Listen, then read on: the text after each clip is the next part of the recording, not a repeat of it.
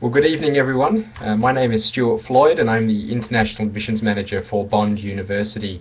I'm based in Niagara Falls full-time, and so I know exactly how snowy and how cold it is over here at the moment. I spent most of yesterday afternoon shoveling my driveway and put my back out, so I completely understand your intentions to look at studying abroad, and hopefully we'll have you all studying down on the sunny Gold Coast sometime in the near future. I'm going to have to apologise to begin with for the quality of tonight's broadcast. I've been using the function this afternoon, but it appears that either my internet connection or something with the software is not working. So I know I'm a bit pixelated. That's probably good for you guys, so you don't have to stare at my face all night, but hopefully the sound will come through loud and clear. Okay, I've got a note here that the sound and picture is good. Excellent.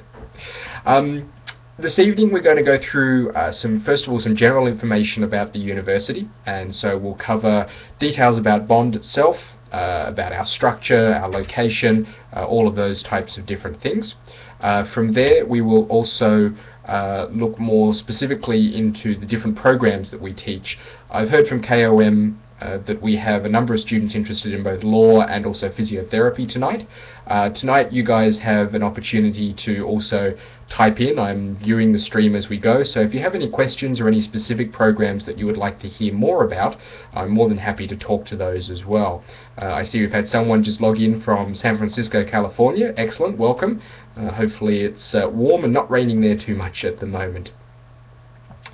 Okay. So to get started, let's talk generally about Bond. Bond University is Australia's only private, not-for-profit institution, and we're located on the Gold Coast in Australia. The Gold Coast is on the east coast. It's just south of Brisbane, about 100 kilometres or so south. There's a great train and road network, so it's about an hour or so by car or by train from the Gold Coast Centre right up into the city of Brisbane. And Brisbane's a relatively large city. It's about 1 to 1.5 million people, but the surrounding areas pretty much cover a broad sort of up to 3 million or so people, so it's quite an expansive region. Southeast Queensland itself is the fastest growing region in Australia. It's where there's been a lot of development, a lot of economic growth over the last probably 10 to 15 years or so, and a lot of that is based on the mining and agriculture sectors that are big in Queensland. Queensland's often known as the Texas of Australia. It's a large state based mostly on mining, natural resources, and tourism as well, obviously with our great climate and the Great Barrier Reef and all those sorts of things. The Gold Coast is also about 1,000 kilometres, for those of you in the US, about 600 miles or so, north of Sydney.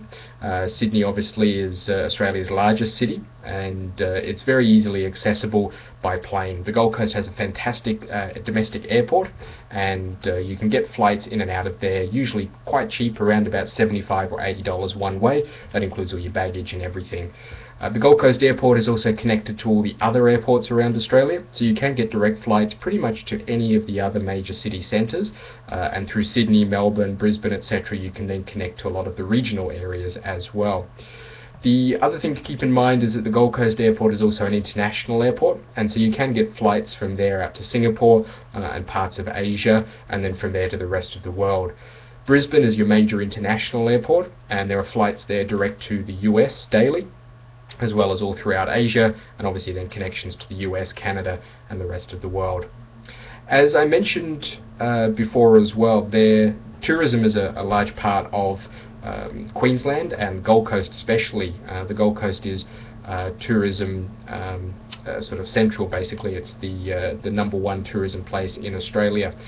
We receive anywhere up to about 10 million tourists a year from overseas and domestically, and that means the economy is based very heavily upon that tourism industry. So retail, hospitality are two big sectors, and at the same time as well we find that education is actually the third largest industry on the coast. So we have a number of universities, number of colleges, all based on the Gold Coast.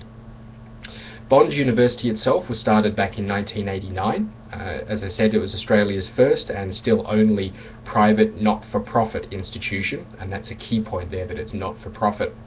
In terms of the campus itself, it was built, special built campus. A lot of the buildings and the whole basically structure and master plan for the university was all created at the one time, so it has a nice flow to the campus. Everything there has a purpose, and all the space and facilities are used well. There's also a lot of green space, a lot of sports fields, a lot of space to expand, and in the general location and vicinity of the campus, a number of suburbs, apartment complexes, etc., shopping complexes have all grown up around the campus. So you have pretty much everything that you need. It's very much a community in itself. The great thing about Bond is that we're not a commuter campus, and so what that means is that typically you might be familiar with campuses like University of Toronto or UBC or somewhere like that, where a lot of students typically will actually live away from the campus and then just come into campus for classes and drive in. With Bond, that's not the case. We actually have somewhere between 70 to 80% of our students living within a 5-kilometre radius of the campus, whether that be on campus or whether that be in one of the apartment complexes close by. And what this means is you have a fantastic sense of community all around the campus, where students essentially come to campus every morning and they're there for the entire day. They set themselves up in the library, or they'll set themselves up sort of ready for class and those sorts of things. They'll go out, they'll play sport, they'll go to their clubs and societies, and so everyone is right there. Community is very strong at Bond. We are an international university, and we have been since the very beginning. It's part of our mission statement to be an international institution. The focus of that means that we actually aim for a 50-50 split between our domestic and international students, and we find that we've actually been able to keep that ratio pretty well over the years. At the moment it's skewed a little more towards the domestic students, towards the Australians, but typically we keep that balance between international and domestic.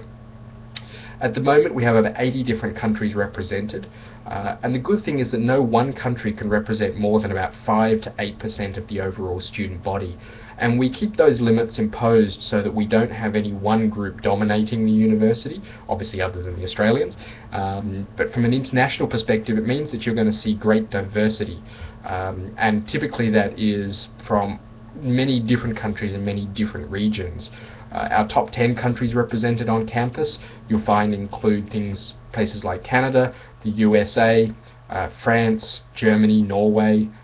From Asia we have China, Vietnam, Thailand, India represented. So there's a number of different countries and cultures that all come together, but also some other ones that you may not sort of necessarily see, places like Indonesia, Nepal, other countries in Europe, Russia, Ukraine, and even Latin America as well. A lot of students come from Brazil, from Colombia, from Mexico, etc. So it's a very international and diverse campus. In terms of the facilities that we offer, we have a very strong focus at Bond on practical education and on ensuring that students are not only given all of the knowledge that they need within their programs, but they also get given all of the skills they need to be practicing professionals. And this is not just for things like law or film and television, but this is across every program.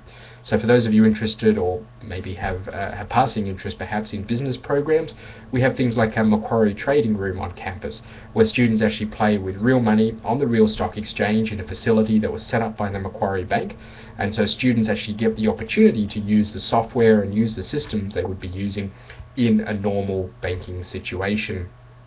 Students in our health sciences programs get to use all of the latest diagnostic testing facilities and equipment. We have our own ER, doctor's patient sort of room set up. We also then have a whole range of mannequins and all of these sorts of dummies that replicate human functions and those sorts of things. So students again are working either on standardized patients or on these dummies, and are able to sort of practice what it is in real life. For the majority of you interested in law, we actually have our whole legal skills centre. So it's a whole building dedicated to the teaching of legal skills. We have a number of what we call moot courts, and so these are actually basically courtrooms that we've set up on our campus. We have 2 large ones and a few smaller ones, and they're all electronic moot courts, and they're actually based on the Federal Court of Australia. And they're actually used as real courtrooms by the travelling circuit courts when we don't have classes in there. So that's how good the facilities actually are. Students are actually in there from their very first class that they have, and they'll be doing a moot in their first course, first semester, and throughout their entire program they'll have other programs, other skills lectures and skills projects to do that range everywhere from things like negotiations to client interviewing to legal research and drafting, as well as right through then to obviously other mooting and oral advocacy activities. In terms of the academics, this is another strong suit of Bond. We really pride ourselves again on not only just teaching the skills, but having the right people to teach those skills as well. So what you'll find is that our academics, we actually don't have any tenured professors. All of the academics only teach 2 out of our 3 semesters a year, and the other third semester they have to be out either doing in-market research or in profession research, or working in that profession, and many of them will do that even throughout their teaching semesters as well.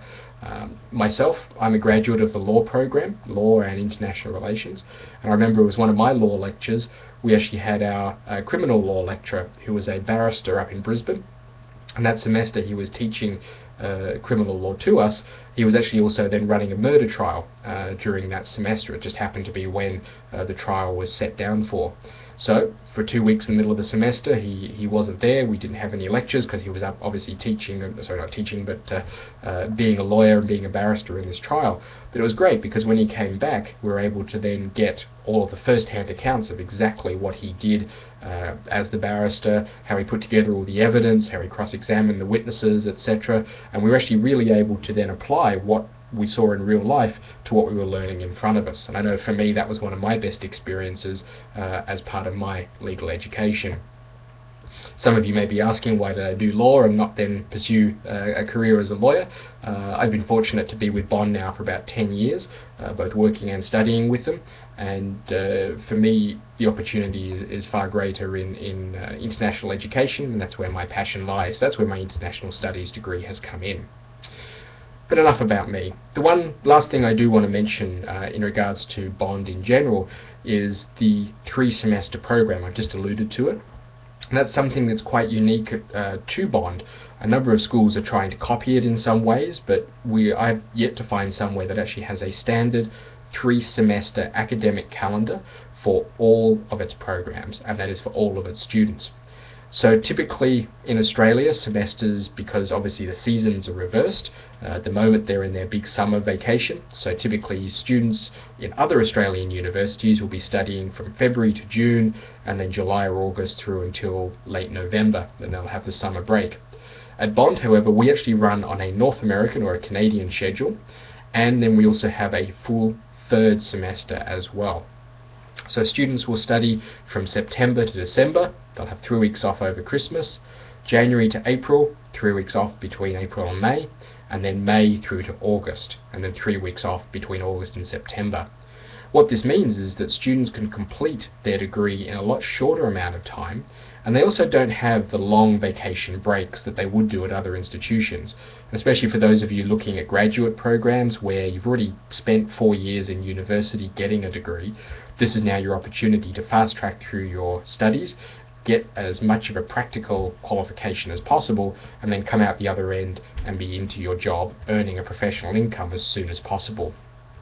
For some students that doesn't fit. You obviously either need to work or you might want to have that summer vacation. In that case then we usually recommend that you look somewhere else other than Bond, because Bond really attracts students who are very focused, very motivated, very dedicated to their studies, and are there to get a high quality degree in the shortest time possible, and then to be able to graduate and move into their professional career. Importantly, the semesters themselves are no longer than normal semesters, so students are still only going 13-14 weeks per semester, and the number of class hours or in-class hours are typically the same as any other program or studying elsewhere. The difference is you just don't have the big vacation breaks. You only have 10 weeks of vacation a year split between the 3 different vacation breaks scattered throughout the year.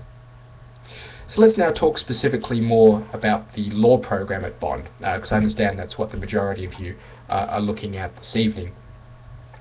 Typically for our law program, we offer 2 degrees. We offer both a Bachelor of Laws and then we also offer a Juris Doctor program. I'll get into the difference between those programs a little bit more in a moment. To give you some numbers though in terms of the Canadians that we actually have on campus, the Canadians are actually our largest international group on campus in general.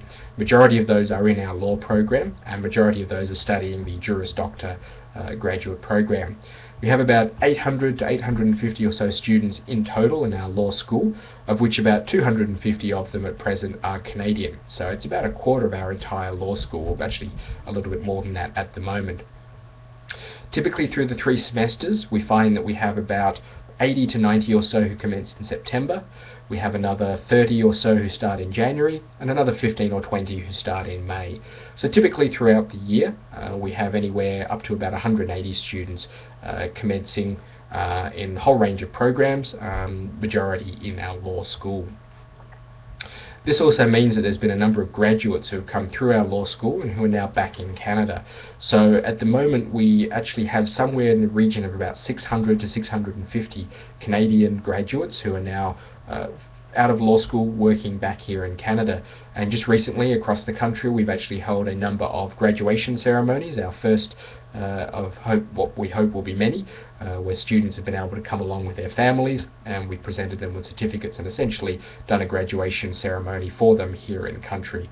And so that kind of represents the community that we have here and the great support that we've had from Canada and the great support we want to give back to the Canadian community with all of our graduates. In terms of the programs, as I mentioned, we have 2, both a Juris Doctor and a Bachelor of Laws. In terms of why we have 2 different programs, it's very much based around the Australian education system and why and how that is then set out. In Australia, typically students will graduate grade 12 and from there they have the opportunity to go in and complete typically their professional programs, and so these will be things like law, medicine, dentistry, physiotherapy, etc. You can do that at the undergraduate level in Australia. You don't need to have another undergraduate degree first. So most Australians will actually go in and do the Bachelor of Laws program.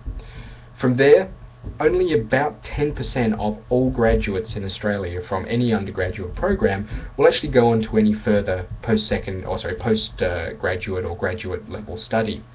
And so what this means is that typically the graduate students in Australia are mostly international students, a lot from Europe, a lot from North America and Canada, and that's what we find in our law program. The Juris Doctor program is for students who already have an undergraduate degree and are now looking to get a legal qualification. You typically won't find many Australians in the Juris Doctor program because pretty much anyone who has done high school in Australia or is an Australian student will go into law school at the Bachelor of Laws level. The entry requirements for both programs are the same. They're essentially the same law degree. However, to get into the Bachelor of Laws, you can't have already completed an undergraduate degree. And the degree itself, the Bachelor of Laws, is extended by 2 semesters over the Juris Doctor to include some undergraduate course subjects and some undergraduate electives as well. So it is still an undergraduate degree, and we do pad it out a little bit more with some general studies subjects. For the Juris Doctor program, you can only get into that program if you have completed an undergraduate degree in a field other than law. So it is a graduate entry program, and that is the one that most Canadians or US students will end up doing. It is also the program that is most widely recognised and most freely accepted by both the Canadian Federation of Law Societies as well as law firms here in Canada. Students can take the LLB and return to Canada with that program and practice as lawyers. However, typically we found that law firms and law societies do prefer students to have at least had some undergraduate study in a field other than law before then completing their law program. In terms of the Juris Doctor, it is a 24 subject program, so that is 4 subjects per semester, 3 semesters per year. It's a 6 semester degree that is completed in just 2 years. So it's a 2-year law degree. Essentially though, it is the same number of courses, number of subjects as a typical 3-year degree would be here in Canada or elsewhere. The benefit though is that you're fast tracking through the program and you're out 12 months sooner. The 24 subjects are made up of 19 core law subjects and then 5 law electives. Importantly, the degrees that we teach in Australia are Australian law degrees. So the 19 core law subjects are all 19 sort of Australian law subjects, and they cover areas typically such as administrative law, criminal law, constitutional law, corporate law, contract, torts, evidence, land, property, all of those sorts of things. You then have the flexibility with your 5 law electives, and these are master's level electives for the JD, to then be able to take subjects that may be of more interest to you in more niche areas of the law. Things like family law, intellectual property law, international trade, commerce, business law, mining law, those types of interesting ones. For the Bachelor of Law programs, as I mentioned, there are 2 extra semesters, so an extra 8 subjects, so it's 32 subjects in total. It's still the same 19 core law subjects and 5 law electives. Those law electives, however, are at the undergraduate bachelor level. The other 8 subjects, as I mentioned, then are 4 university core subjects, so standard subjects that are taken across the board, and then 4 general university electives. So those are subjects that can be taken from any field. If anyone has any specific questions about the 2 law programs, then please feel free to write in. I can just see here one question that's popped up in regards to the rate of Canadian graduates who have found a job practicing law. I'll actually touch on that in a moment. I'll come back to that in regards to our graduate program and returning to Canada. In terms of the programs, as I mentioned, the majority of students will come down and do the Juris Doctor program. To then return to Canada, there is quite a sort of a process that you have to go through to ensure that your education qualifications meet the requirements of the Canadian Law Society or the Provincial Law Society in the province in which you wish to practice. I can tell you that we have had great success as an institution of our graduates returning to Canada and finding work and being able to meet the requirements of those various law societies in order to practice law, even though they've been foreign educated and had an Australian law degree. The process for returning to Canada involves a number of sort of steps, and I'll go through those right now. Essentially, because you're studying law in a law school outside of a Canadian law school, you are going to be considered a foreign educated or a foreign trained lawyer. This means that if you do wish to return and practice law in Canada, you need to prove to the law societies here in Canada that your education is equivalent to that of a Canadian trained or a Canadian educated lawyer. All of the law societies across Canada, so each province has their own law society. They each have slightly different regulations in terms of the way they sort of work with their lawyers and work with their profession. However, what they do have is one single federal body called the NCA, or the National Committee of Accreditation, that then regulates how foreign educated or foreign trained lawyers, which is what you will be, can then access the profession in each one of those provinces. So what this means is you only have to make one application to get your education and your qualifications assessed, and once you've then received what's called a Certificate of Qualification, which is essentially your equivalency to Canadian education, you are then able to go and apply for admission to any of the various law societies across Canada, just as someone stepping out or coming from a Canadian law school. In order to get that Certificate of Qualification, you need to do a number of things. First of all, you need to apply through the NCA for your Certificate of Qualification. We'll call it a CQ for short. In order to apply, you'd need to send off your final transcripts, which are provided to you usually 2 months after you've graduated your law program. You'd also need to send them your undergraduate transcripts as well. They then look at that, also accompanied with your resume, to have a look at both your work and your education experience. And they're looking for 4 key things. The first thing they're looking for is to see what undergraduate study you have done, if any, and typically you need to have a minimum of 2 years post-secondary study in a field other than law. If you don't, it's not a major problem, but as I mentioned before, they do prefer students who have done at least 2 years of undergraduate study, or at least who have completed a degree before then studying their graduate entry law program. The second thing they look for is that you've then completed a qualifying law program. And a qualifying law program, by the definition of the NCA, is a common law degree at either the bachelor's or graduate entry level. So the Bachelor of Laws and the Juris Doctor program from Bond both meet those requirements, and so if you studied at Bond, you'll meet that requirement of the NCA. The third thing they look for is they look at your law school transcript, and they want to make sure that you have achieved a minimum of a 55% grade in every single one of your law subjects. And so what this means is that you need to be achieving better than a pass mark in every single one of your courses, every one of those 24 or 32 courses, depending on which program you do. 55% is 5% higher than a pass mark, but typically we push our Canadian students at Bond to be achieving better than a 60%. Now, we don't hand out those grades. They're not something that we just make sure every student gets.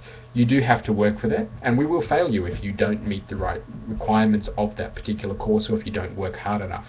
But we also provide a lot of assistance and a lot of help to our students to ensure that they get as much out of the course as possible and they're achieving to the best of their ability. The final thing is that you need to prove that you have met course requirements in 9 key Canadian core subject areas. Because you've obviously done a degree outside of Canada, they want to make sure that if you're going to practice law in Canada, that you do have at least some basic knowledge or understanding of how the legal system works and of the basic principles of Canadian law. Those 9 subjects can be broken up into 3 groups. The first group is torts law, contract law, land or property law, and corporations law. So those 4 subjects are pretty standard. Now, you might have heard me mention before, in terms of the Australian core subjects that we offer, very similar subjects.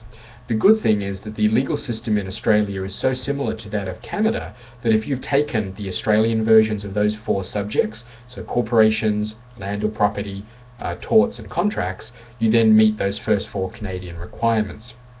And that is very specific to both Canada and Australia. If you go to the UK or other legal jurisdictions, the law in those areas is actually different enough that the NCA may require you to either take those courses at a Canadian school or sit what they call a challenge exam here in Canada before they issue your certificate of qualification.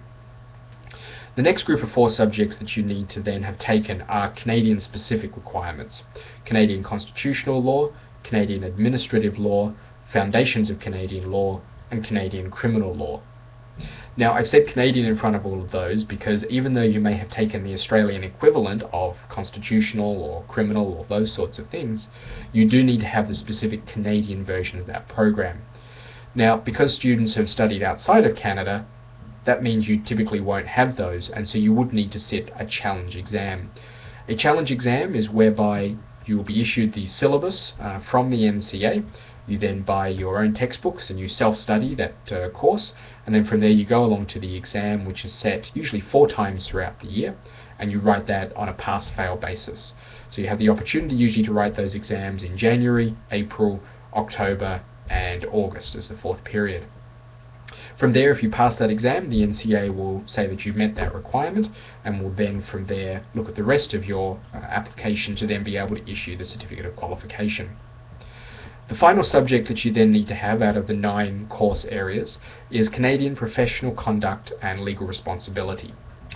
That is a new requirement as of January 1st, 2015 for all foreign educated law students. Will also be a new requirement for all Canadian students as well, which is why they've now passed it on to the foreign educated students as well. That is a subject that everyone will need to take as a challenge exam. At present it's not offered, and any externally studied programs will not meet any of the NCA requirements, so that one will be one that you will have to take as a challenge exam. Going back to the previous 4 requirements though, the Canadian courses, the good thing about Bond is that we are the only law school outside of Canada that has approval from the NCA to teach Canadian law subjects in those areas. So as part of your elective program, so those 5 master's level electives or the 5 electives in the Bachelor of Laws program, you can actually take on campus at Bond, taught typically by a Canadian professor, a Canadian criminal law course, Canadian constitutional law, foundations of Canadian law, and also Canadian, whichever the 4th one is I missed, so criminal, constitutional, administrative, and foundations of Canadian law. Those are the 4. We teach all 4 of those on campus.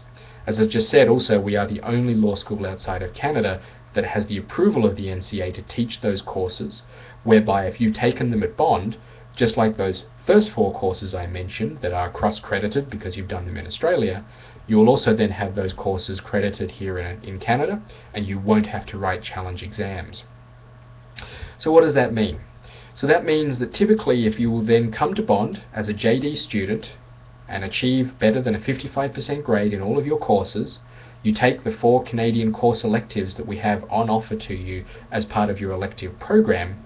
This means that in order to get your certificate of qualification, you'll only have to write 1 exam upon returning to Canada, which is your Legal Ethics, Professional Responsibility, Professional Conduct course here in Canada. From there, if you pass that program, you'll then be issued your certificate of qualification, and you'll be able to then apply to the law society in your province in order to be able to be admitted as a barrister, solicitor, as a lawyer. That process usually takes anywhere from 6 to 12 months to go through the articling and go through the registration process with the law societies. There may also be the provision for you to write a barrister and a solicitor's exam as well in order to get your call to the bar. I encourage you to check with each of the law societies in each of your provinces to find out exactly what the requirements are in that case. The NCA process itself usually can take anywhere from 3 to 6 months to complete. As I mentioned at the top of my talk on this section, you can't apply to the NCA until you have graduated your law program and have received your final grades, which usually occurs about 2 months after your final classes are finished. From there, the application usually takes anywhere from 8 to 12 weeks to be assessed by the NCA, and then they'll provide their assessment, which if you've done all the Canadian courses and have met all their other requirements, will just be that 1 challenge exam. If you choose not to do the Canadian subjects at Bond though, then they will assess those as exams for you to take as challenge exams back in Canada. As I mentioned, the exam periods are usually January, April, August and October every year, and then from there they usually take about 2 to 3 months to grade the exams and to provide your certificate of qualification. You can work for law firms during that period while you're doing that, and at our recent graduate celebrations I met with a number of students who have recently returned sort of in October this year who have applied to the NCA waiting for their assessments, but they do have jobs with law firms. They just can't commence the articling process at this stage, but typically they have been approved for articling processes by the firms, have done their interviews, have gone through the entire process, and from there are able to move into sort of that process once they get their certificate of qualification from the NCA. So I just had a question there about when can students start articling. You can start articling as soon as your certificate of qualification is issued by the NCA. As I mentioned though, you can work for a law firm, typically an administrative capacity or a legal clerk or something like that, leading up to once that certificate of qualification has been issued. So that's a lot of information very quickly. That process is very defined, very specific, but as I've mentioned throughout, Bond is quite special in terms of the allowances that we have from the NCA, the courses that we teach, and the ability for us to be able to work with the system. We've been working very closely with the NCA over the last couple of years, really probably over the last 10-15 years now, as long as we've been having Canadian students at Bond. And we're very well respected, we respect them, and we always make sure that our students are doing the best possible. A couple of things to note. I did meet with the NCA very recently, about 2 or 3 weeks ago, when our Dean of the Law School was actually here in Canada. Some of you may have contacted the NCA or have heard that the NCA is reviewing their policy currently on foreign educated students. That is very true. No decision has yet been made though, and that was stressed to us by the director of the NCA, is that this review is an ongoing process and has been ongoing now for about 5 years. They have submitted a policy document to the NCA committee for their approval. However, there are a number of different options and possibilities that could come through from that, anything ranging from no change to the current policy for foreign educated students right through to a complete change. They haven't told us anything about that yet, and they don't think that any of that implementation will occur until at least halfway through next year, even possibly later on, depending on the findings of the NCA committee. What this means is that the policy and the procedure that I've explained to you tonight is the current policy and procedure, and that is what you'll be following if you are a student at Bond University. I can't guarantee that will stay the same in future, and this is a big disclaimer I must make. The NCA is a separate body. The university doesn't have any power to influence or sort of make changes or get special consideration for its students. You will need to apply as an individual to the NCA for your own individual assessment. They make the final assessment on every student. They also assess every student individually and upon their merit. So I encourage you to do your own research with the NCA. You can go to their website. There is a link on our website on the Bond page, on the Bond Faculty of Law webpage for Canadian students. It is the Federation of Law Societies of Canada, so the FLSC, and I believe the URL for the website is just www.flsc.gov.ca or .ca or something along those lines. So I encourage you to do your own research and make sure that you're across all of the changes that are possibly happening over the next couple of years. We have been assured, though, that if any changes are made, that Bond students who are currently at Bond or who are about to start Bond and have been recruited to Bond under the old sort of procedures or policies will then be grandfathered into any new updates to any of the policies or procedures. So you do have some security there, that if they do make any drastic changes, that there will be provisions in place so that things won't be too different for you. At the same time, as I mentioned, Bond has a really good relationship with the NCA, and they have ensured to inform us that if any changes are made, we'll then be able to work with them to ensure that we can either continue offering Canadian courses or work on ways that we can change our program to ensure that our Canadian students are looked after and are not disadvantaged. So please rest assured that Bond does have your best interest at heart, and that we will work as hard as we can to ensure that your qualification is as transferable as possible back here to Canada, which I know is very important for those of you, especially when you're spending so much money and so much time to get this qualification. In terms of our graduates, we have a fantastic group of graduates now working all across Canada and working all across the world. One thing we find with Bond is that typically a lot of the Canadians will want to come back to Canada, but we're seeing more and more who are now staying in Australia and working, and there are favourable visa conditions to allow you to do that, but also then working in different places around the world.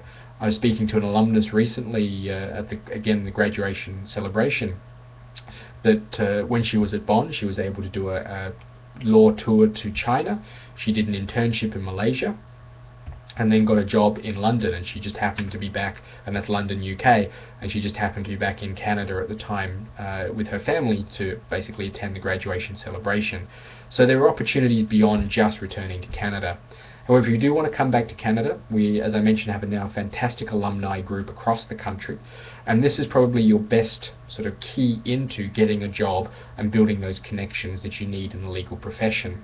At the same time, our students are doing very well in competing for articling positions.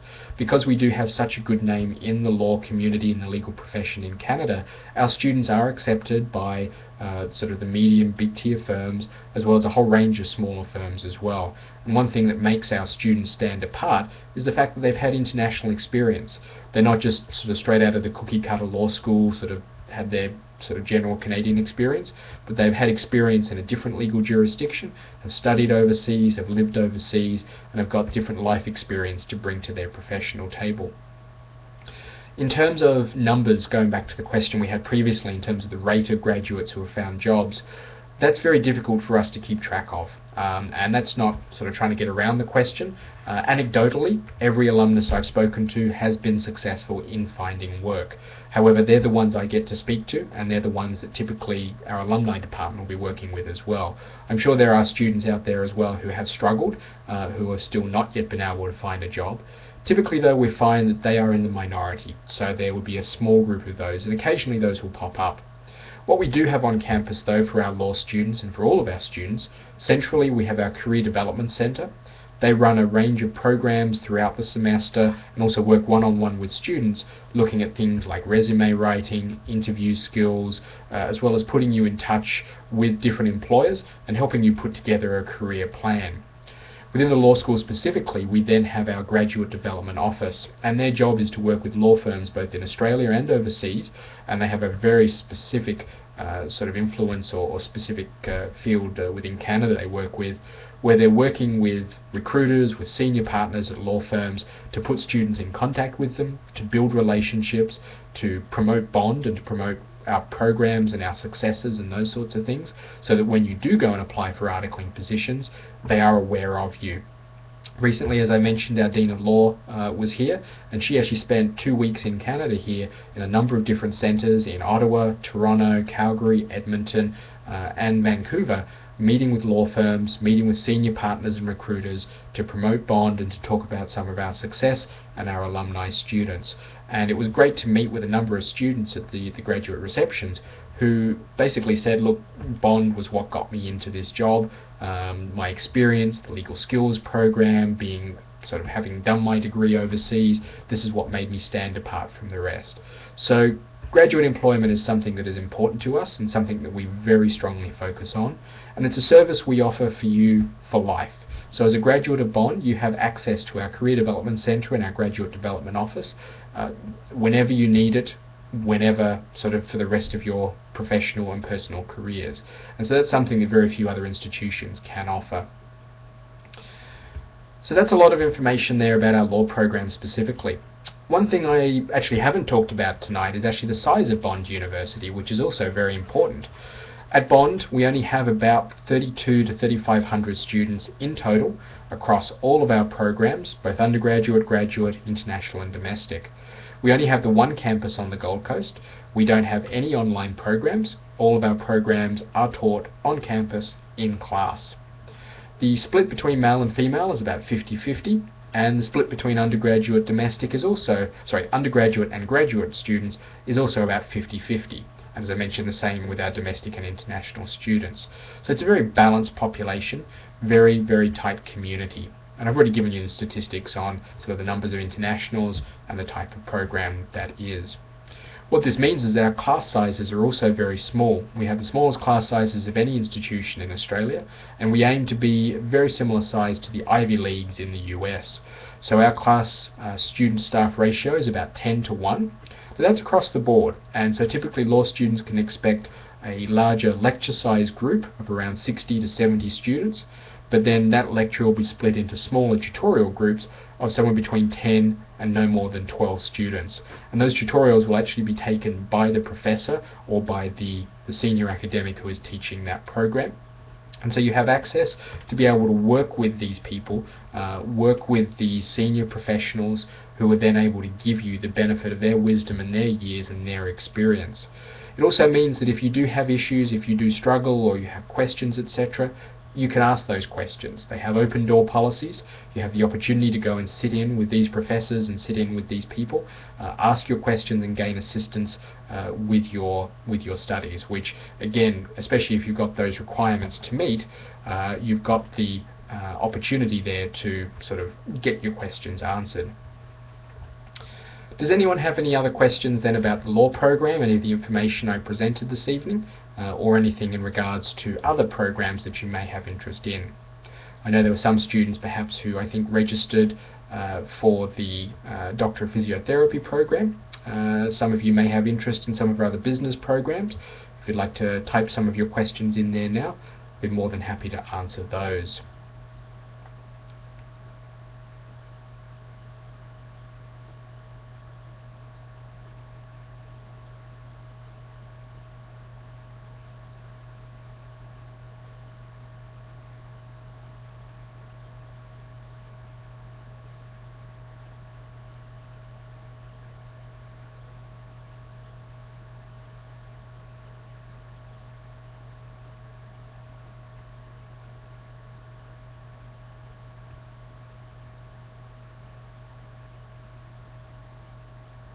While we're waiting, I might talk a little bit more about the application process and the admissions process for our law school. All applications to Bond are assessed individually and upon merit. We don't have any limits or quotas on the number of students we accept, whether it be from Canada or anywhere else. But typically students will apply individually. You can apply at any time of year for any upcoming semester, so there's no application closing deadlines. I really encourage you to use the services of KRM Consultants for your application. They provide a great service whereby they will help you collect all of your academic documents and everything to complete the application. They've got a number of years experience with that. They'll then submit that application to Bond on your behalf, and they'll work with me and with the university on your admission and help help you get through that process, which typically can be quite difficult, especially if you're living overseas. From there, they'll also then assist you with finding a place to live, with helping you get your flights booked and providing suggestions on where to go, what to do, and all those little things that you need when you're moving internationally. So they do provide a great service. The law program itself, actually we've got some questions that have just popped up now, so I'll come back to the specific entry requirements.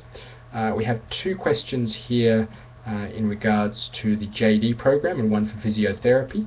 The student about the physio program, thank you for your patience, we'll get to you just in a moment. So the first question is, what is the typical fee structure for the JD? The JD program is, as I mentioned, 24 subjects. Each of those subjects is approximately $4,000 per course. Now I say approximately because it is dependent upon our exchange rate between Canadian and Australian dollars. At the moment it's hovering around about the dollar sort of parity to parity mark, but it is a little bit more in the Canadian's favour. So it's about 95 Canadian cents buys $1 Australian dollar. So $4,000 per course, 24 courses to complete. So your entire JD degree will cost you somewhere in the region of about $95,000 to $100,000. On top of that, we usually then recommend that students budget somewhere between $20,000 to $25,000 per year for their living expenses, and that is an average amount. Some students will live cheaper, other students will live more expensively. But typically on average, if you budget that, that will then cover all of your non-tuition expenses. So rent, food, travel, flights back and from Canada, etc. for the time that you're on campus. Hopefully that'll answer that question then. For your fees, if you have any more questions about that, please ask. In terms of the articling period, I've got a question here in regards to when a student's allowed to article. Basically what happens, I'll again step you through the process. You'll be on campus, you'll complete your degree. You are then able to return to Canada and then apply for your certificate of qualification from the NCA, which will then sort of say that your education in Australia is equivalent to that of a Canadian graduated student. That certificate of qualification, as I mentioned, is applied for through the NCA. They will only accept your application after you got your final transcript from the campus. So let's say you graduate or you finish your courses, let's say for example you start in January 2014. You do your 2-year program, you'll finish then in December 2015, and that'll be all of your classes finished. Your final transcript from Bond won't be available usually until the first week of February, that'll be February 2016. You can then apply for your certificate of qualification with the NCA at that point. They will take up to about 12 weeks, so let's say 3 months to assess, and let's say you just have the one exam to write, so you'd probably be then writing that in say April. From there they'll grade that exam, and then you get your certificate of qualification, everything being passed, somewhere around about July or August. At that point you can then apply to the law societies in your province to then be able to article. Let's say take Ontario for an example. In Ontario there is a 10-month articling program, and so during that program you'll be working for a law firm for 10 months. They will sign off on your professional practice, and from there at the end of that 10 months you're then able to do your call to the bar and become a certified practicing lawyer. During the NCA process you are able to work for a law firm, but you won't be a registered articling student. You can only do your articling once you've received your NCA certificate of qualification. However, law firms may hire you as a law clerk or as a legal assistant or as a filing assistant or something like that, and I encourage you to do that so that then once you've received your certificate of qualification, the law firm is then able to start signing off on your experience towards your articling program. Hopefully that will then answer your questions about that. There's a few other questions in here in regards to law, so I might just answer those quickly before we move on to physiotherapy. Okay, so there's one question here in regards to the NCA. I think hopefully I've just answered that. And then another question about the entry requirements and the grades for the JD. So I was just getting to that before. In terms of the entry requirements, the minimum CGPA, so cumulative GPA that we require, is a 70%, or somewhere between a B minus to B average, across all years of your post-secondary education. That is the primary thing we look for. The JD is a highly academic program, and so we do expect students to have a solid academic base. This means that you do need to be working hard throughout your entire undergraduate degree. It does mean, though, that if you have had sort of what we call a false start in your first sort of semester or two of your undergraduate studies, we don't necessarily hold that against you. We know that students do have issues assimilating or coming into sort of new programs and sort of new study structures, and so we know that a lot of students will struggle their first year of the undergraduate studies. What we are looking for, though, is that you've had consistent and high achieving sort of studies, and you've done well consistently across the rest of your degree. So when we're looking at grades, every application, as I mentioned before, is assessed individually. It's not competitive against other students, so you're not going to be ranked. That's also why we don't use the LSAT. So there is no LSAT required for entry to the Bond Law School. We will look at your transcript, though, because we want to see that you are going to be eligible for completing the program and that you are going to do well. And that's where we need that minimum 70% average. To give you an idea of GPAs, what that means, on a 4.0 scale, that's about a 2.7 to 2.9. On a 4.33 scale, that is a 3.0 or thereabouts. And on a 9-point scale, so somewhere like York University, we're looking for students to be better than about a 6.0. So keep that in mind. All applications, though, also require a resume, two written letters of reference, as well as a personal statement. And the law school will look at this to see if you've had any other work experience and see if you've got other things that you can add into the mix to be able to sort of support your application. Some students who are in that sort of 69-70% region, who are right on the cusp of entry to the program, but they've had significant experience in law firms or run their own business or those sorts of things, sometimes a case can be made for those students to have entry. At the same time, students who may have achieved, say, a 71 or 72% average, but who may have still been failing subjects in their last semester, or their academic record was inconsistent, the law school may sort of ask more questions or may not feel confident in approving your application and may put you on a provisional basis or something like that. Because as I mentioned before, it's not just the grade, it's also the consistency in your grades and wanting to see improvement in performance throughout your entire undergraduate studies. Those of you interested in the Bachelor of Laws program, the entry requirements are actually the same. So while they're not looking at your undergraduate study, they will be looking at your high school study and any post-secondary study that you've undertaken, and they'll still want to see that 70% requirement. As I mentioned before, if you don't get into the JD, you can't apply for the LLB as a second backup option. They have the same entry requirements. The difference, though, is that you must have a degree for the JD, and if you do have a degree, you can't apply for the LLB. Hopefully that'll answer that question on entry requirements. One final question. If the LSAT is still completed when generally applying to law schools, will the score show on your application? That's a good question. For law schools in Ontario, typically across Canada or in the US, the law schools will access the central database when you do make your application. For Bond, we don't have access to that, so we only see what you provide us. Importantly, you must provide us everything. As I mentioned before, though, the LSAT is not required to come to Bond, so you do not need to have sat the LSAT test. If you have sat the LSAT test, you don't need to provide us your grades. What you do need to provide us, though, is any post-secondary study that you have undertaken, including study that you may have taken elsewhere and then transferred the credits or taken on exchange. We want to see everything. You also need to make sure you supply us everything, because you will be signing a declaration when you make your application that everything is true and correct. And if we do find that other studies have been taken or anything else like that, then we do reserve the right to remove any offer or alter or change any offer as we see fit. So keep that in mind. But typically, the LSAT is not required at Bond.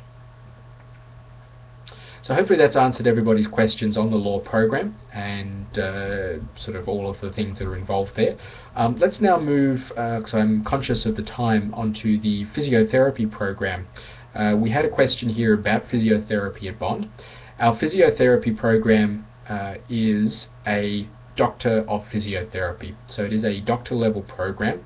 It is essentially one step higher than the master's level program.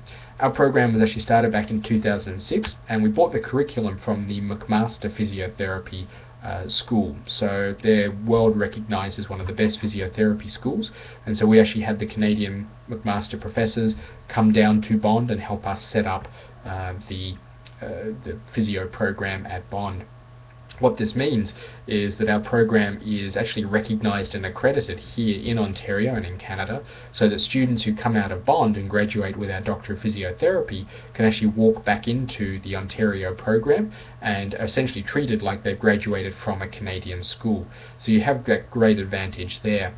Our program is a 6-semester Doctor of Physiotherapy, so it's a 2-year program, just like the JD.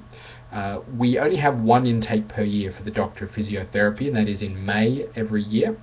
Applications will open the previous year, so if you're looking to start, say, in May 2014, the application process was open between August and October 2013.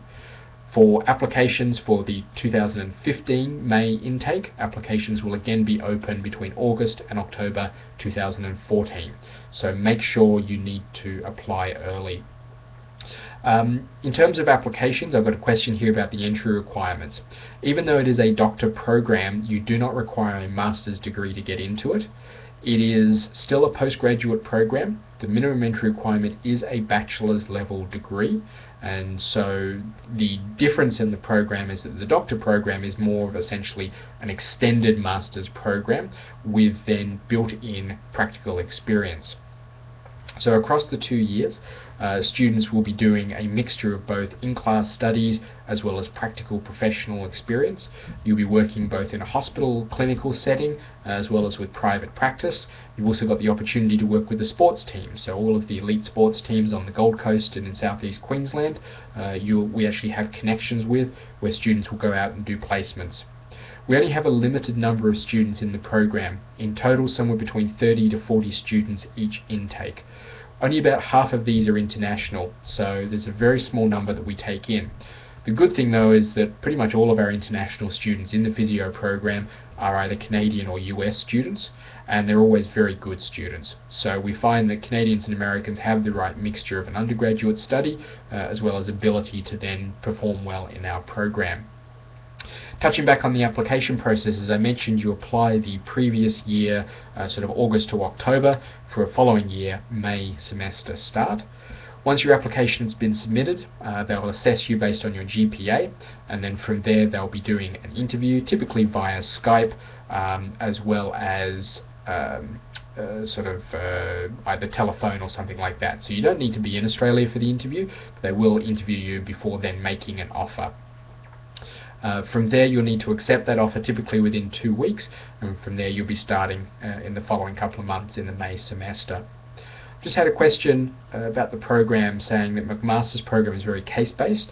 Bond is also very case-based. So basically every semester not only are you doing the cases, but you're then also going to be out in professional practice every semester as well. And so our program, that's why we keep it small, so that we can make sure that we can guarantee placements for every student every semester, and we don't overextend that. So we help you with all of that. We provide those placements for you so you have access to that. In terms of the program, as I mentioned, over the 2 years. After that, you have both Australian Physiotherapy Council recognition as well as recognition here in Canada. Going back to entry requirements very quickly, as I mentioned, you do need a bachelor's degree, and it does need to be a sports, health science, kinesiology type program. There are a number of specific prerequisite subjects that you need to have taken in your undergraduate studies. These can be found on our website, and KOM can assist you with that as well. Typically they cover a number of semesters you need to have of anatomy, physiology, all of those types of programs. You also need 1 semester of exercise prescription, so that is quite a specific course. Most kinesiology programs will offer it, more so as an elective subject rather than a core subject, so it's important that you do your research early and you speak to your program advisor in your undergraduate degree to make sure you are meeting all of your prerequisite courses. You can also talk to us, and I'm more than happy through KOM to put you in touch with the course program coordinators at Bond, who are then happy to talk to you about your specific background, the courses you may have done, to see if you are eligible or if you've met the prerequisite requirements. Does anyone have any other further questions about physiotherapy or generally about Bond or any of the programs? Okay, I've got a question here for physiotherapy in regards to desirable courses. Again, I would encourage you to view our website on the physiotherapy page. If you go to the entry requirements section, it'll list you out the different prerequisite courses that are required, and I believe we'll also give you a link to the course syllabus that the program we teach at Bond in our undergraduate sports or exercise science program, so you can see there and match the courses that you may be taking or may possibly take at your home institution. Are there any other questions about Bond or any of our programs?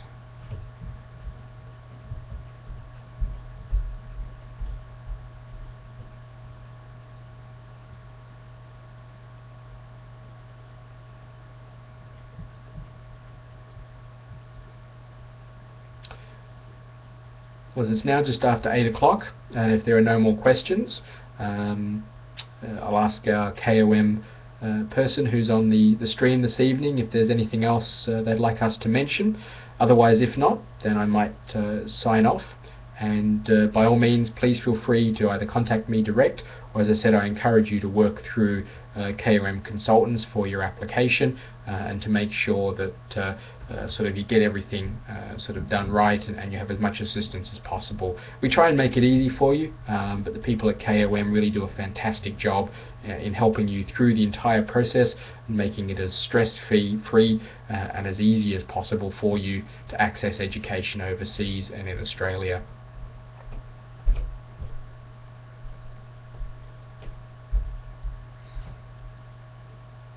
Fantastic. Well, look, thank you everyone very much for signing on this evening. It was great to answer your questions and to speak with you via the webinar. I believe this webinar will now be online for a number of weeks for you to be able to access. Again, if there's any information that I've given tonight that you'd like to review, or if you'd like to pass on to other students, we have covered a lot of ground this evening, a lot of information there, and it's important that you guys keep doing your research, especially for programs like physiotherapy and law, because I know that there are a lot of specific requirements that you've got to meet. So it's important that you have all the knowledge before you make a decision and before you make your application. Thank you once again. Everyone stay warm. We hope you have a fantastic holiday period. Merry Christmas for next week. Happy New Year. And we look forward to hearing from all of you and hopefully seeing you down at Bond and welcoming you to the Bond community sometime in the near future. Thank you very much.